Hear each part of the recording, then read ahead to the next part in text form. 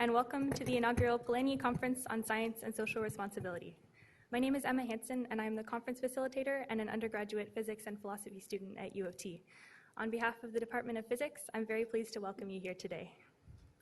We are joined by a distinguished group of speakers from a variety of backgrounds. I'm very much looking forward to the coming hours in which we will delve into nuclear issues that have not waned in importance since the end of the Cold War from several disciplinary perspectives. Since 1945, scientists have had a vastly expanded role in the public sphere as they have worked to ensure that their discoveries were used responsibly. During this period, the alternative, the immense potential for destruction brought about when the atom was wrested apart, was still very much in the public consciousness. Large portions of society strove to ensure that the world would not once again be visited by the scourge of war, which would bring untold sorrow to humankind on ever greater scales due to these emerging technologies. A long tradition followed in which scientists spoke with insight and clarity into the increasingly chaotic world around them. Even as defense initiatives were named after science fiction trilogies and political tensions threatened to decay the very fabric of civilization, these scientists were uniquely situated to be advocates for a saner world.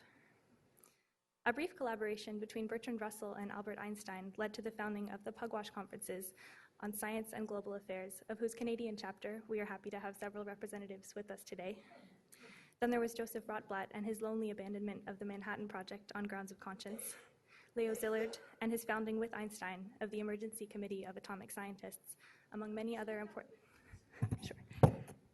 Then there was Leo Szilard and his founding with Einstein of the Emergency Committee of Atomic Scientists, among many other important contributions, and many others.